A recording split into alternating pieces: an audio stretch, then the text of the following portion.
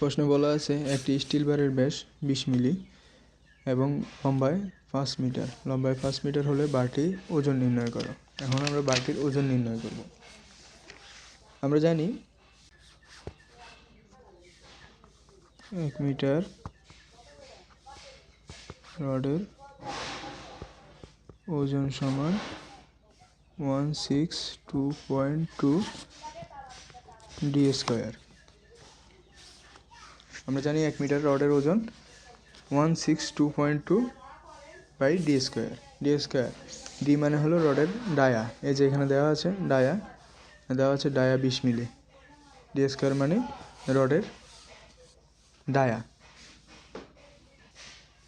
তাহলে যেহেতু রডের ডায়া স্পষ্ট দেওয়া আছে 20 মিলি, তাহলে কি হবে আমার 162.2 20 মিলি 20 স্কয়ার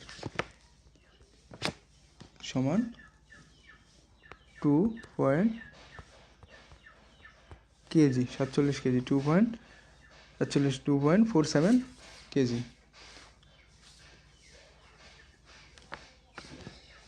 তাইলে এখন আমাদের বাইর করতে হবে 5 মিটার রডের ওজন। 5 মিটার রডের ওজন কত? তাহলে আমরা কী পেলাম 2.47 কেজি ইন্টু 5 মিটার। যেহেতু 2.47 এটা হলো 1 মিটার রডের ওজন। 2.47 হলো 1 মিটার, 20 মিলি 1 মিটার রডের ওজন ইন্টু 5। সুতরাং আমরা এখন কত পাবো? তাহলে 5 মিটার একটা 20 মিলি রডের ওজন 12.35 কেজি। সিম্পল।